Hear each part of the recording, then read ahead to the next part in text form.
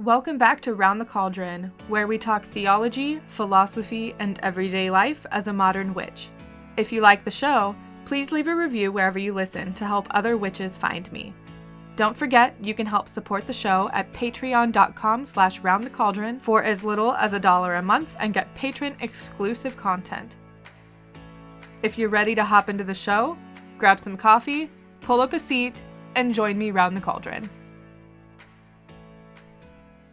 Today we are going to be talking about Midsummer, or if you're Wiccan, Litha.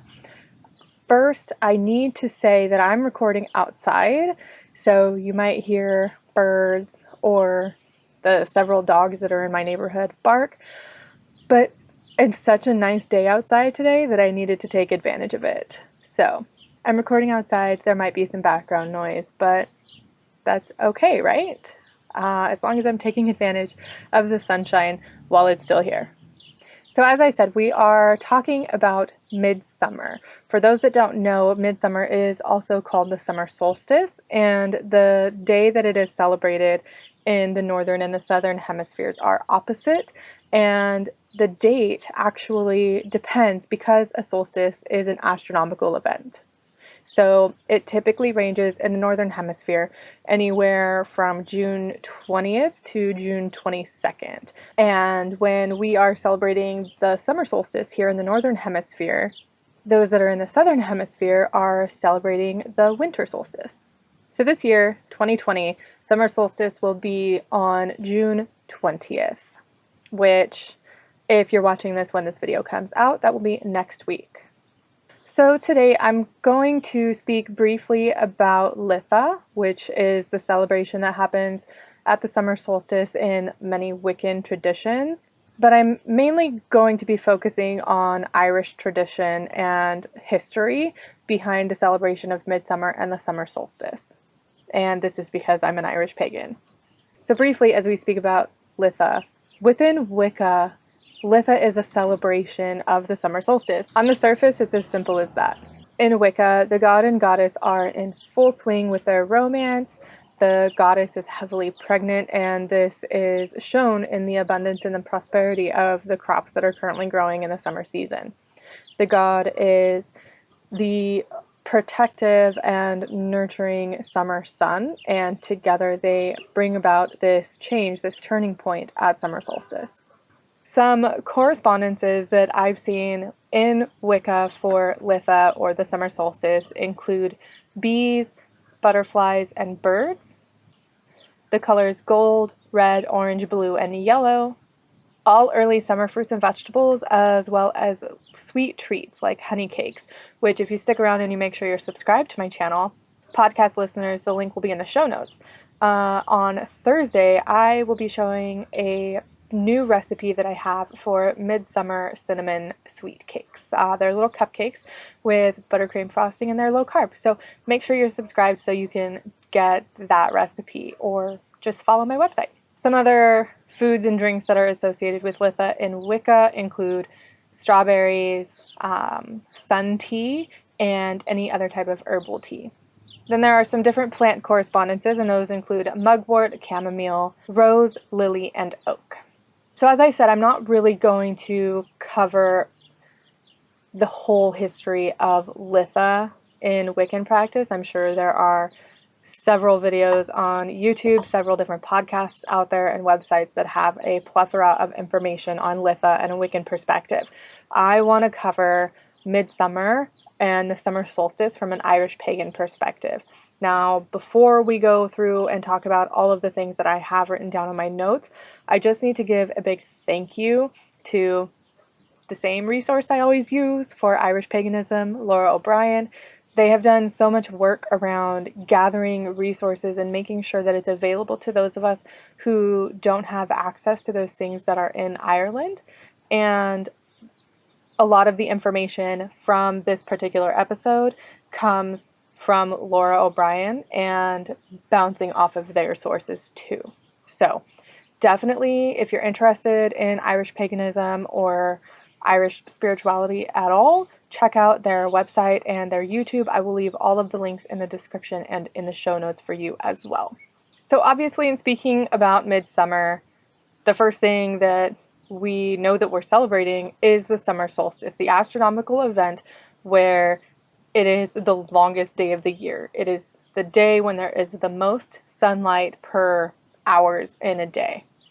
And it has deep spiritual meaning for a lot of different cultures and religious faiths around the world. But today, I want to talk about Irish paganism. It seems to me, in what I've read, that Midsummer in Ireland is now celebrated as St. John's Eve, and this appears to be a shift from paganism to Catholicism, but I can't verify this with 100% certainty, so make of that what you will.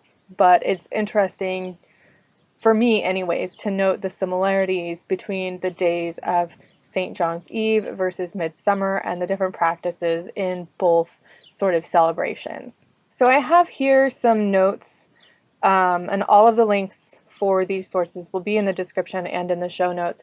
But I have some notes that come from Irish people that talk about the different traditions and practices that they held or that they can remember being held when Midsummer came around. So I'd like to read them to you. On June 23rd, bonfires lit in each village in Ireland. The children gathered turf from house to house.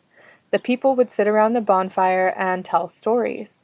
Then a bone was thrown into the middle of the fire. Now, according to Laura O'Brien, the throwing of the bone into the fire can be seen as a form of sacrifice, but it's not something that we know for certain. Before the people left the bonfire, some ashes from the fire were thrown into the crops. Another tradition says that the old people used to send the younger members with burning brands from the bonfire to each field in which a crop was planted. The blazing branch was flung into the fields, and the crops were not supposed to do any good unless and until this was done. If any crop were doing badly, the old people were wont to say, "Wait till after bonfire night. You will see a change for the better after it." That's interesting to me because for me, Midsummer is a catalyst. It is a turning point in the wheel of the year, but also in life. It is a turning point in the wheel of the year, but it's also an energetic shift. And after Midsummer is really when the bounty and everything starts to grow and blossom in time for the harvest season in the fall. So we have Midsummer as this catalyst that really gets things moving, and it appears that it was tradition to take the ashes from the bonfire and throw it onto the crops, or to take a stick from the bonfire and toss it out into the crops, to the way I interpret it as bringing the energy of the sun from the longest day of the year and adding that to the crops to help ensure that the bounty is prosperous and there is enough to go around in the fall and winter months when the people would need it the most. Another story recalls that bonfires were lighted on St. John's Eve. Nearly every house had a little bonfire. The young people of a townland also assisted in gathering material for one real big bonfire where all gathered round. Many sports and pastimes were indulged in round the fire. When the fires had burned out, those present took away the burnt cinders and scattered them through the fields of growing crops. This was believed to bring good luck and prosperity. Again, we can see here that we have another instance of taking the energy from the bonfire from summer solstice and giving it to the crops and the things that the people were trying to grow. St. John's Eve falls on the 23rd of June every year. There used to be some customs carried out on that night. One was lighting a big fire when the cattle would be coming out and drive them as near as possible to it so that they would go through it. Another custom was shaking Easter water at the four corners of a tillage field. This was done up to about 15 years ago. Another custom that was done on that evening was putting eggs in a hole in the wall of the cow house to keep the cream good. It is over 40 years since this was done. So these are just some traditions that appear to have carried over from Irish paganism and spirituality into Catholicism in Ireland.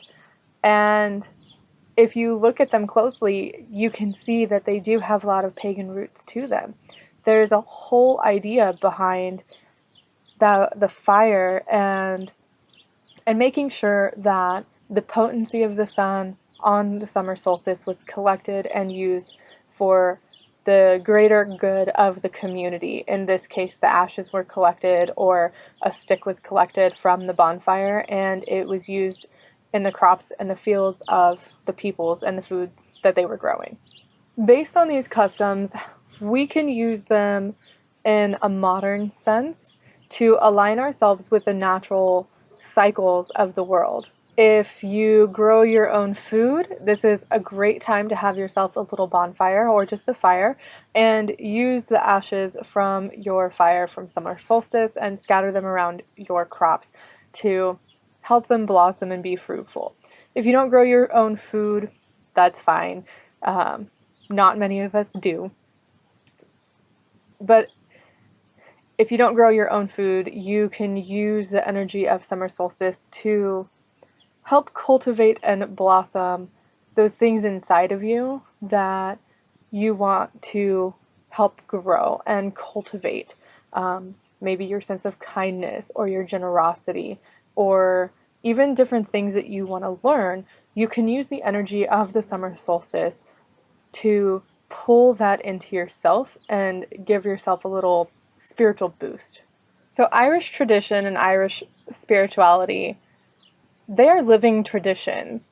And this is why a lot of the information that I get on Irish paganism and that I share comes from people like Laura O'Brien.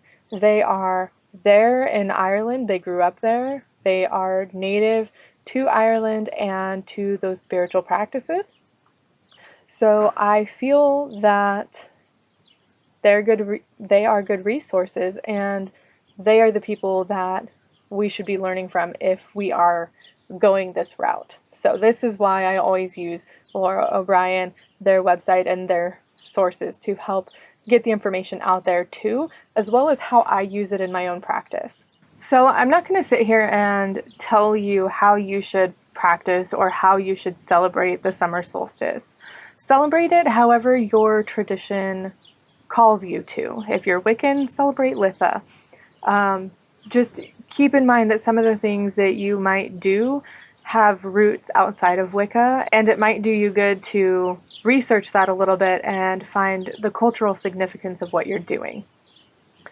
For me personally, my family and I are going to be driving across the country on Midsummer Day. We move that week. I don't know how I'm going to celebrate Midsummer on the road. I'll probably pack some snacks to take, some berries and some oranges. I won't really be able to have any sort of feast on Midsummer Day. I will, even though we're going to be spending most of the day in the car, I will try whenever we stop to either get gas or to just take a break from driving. I'll do what I can to sit in the sunlight and meditate on the catalyst that is Midsummer and how I can use the energy from Midsummer and the summer solstice moving forward through the rest of the year. I will be celebrating the summer solstice, just not in the way I would want to. I will probably have some sort of celebration once we get completely moved and settled, depending on how long that takes. It's going to take a couple of days just to get there, but I want to at least have a nice dinner with a summer solstice theme. If you are in a position where you can celebrate the summer solstice, I recommend doing something with fire, having a bonfire, or just lighting a fire in your fireplace if it's not too hot, or if you have a fire pit, or even just a candle will work. And bring the energy of the sun into your home. And I also recommend cooking a meal that incorporates foods that are in season in your area. So like if strawberries aren't in season in your area, then I wouldn't correspond strawberries with the summer solstice. It is much more helpful and much easier to be in tune with the world around you if you take advantage of what you have around you. So look into what's in season in your area, the fruits, the vegetables, what is currently blossoming, what is currently growing, and use those in your midsummer dinner or feast or celebration. If you do grow your own food and you decide that you can have a fire of some sort, give your plants a little bit of extra love at this time. Spread those ashes around. Give them a little bit of extra water, or however you care for your plants, to give them the boost of the sun from the summer solstice. Thank you so much for being here. I hope this short little episode was helpful to you and maybe gives you some ideas on how you can celebrate midsummer or the summer solstice or Litha or whatever you call it. As always, I want to give a huge shout out to my patrons over on Patreon. Thank you, Jess, and thank you, Rose at wiccanhomestead.com. If you'd like to help support my work here at Round the Cauldron, please feel free to join me over on Patreon at patreon.com/roundthecauldron for as little as $1 a month, and you can get patron exclusive content. I'll talk to you soon. Bye for now.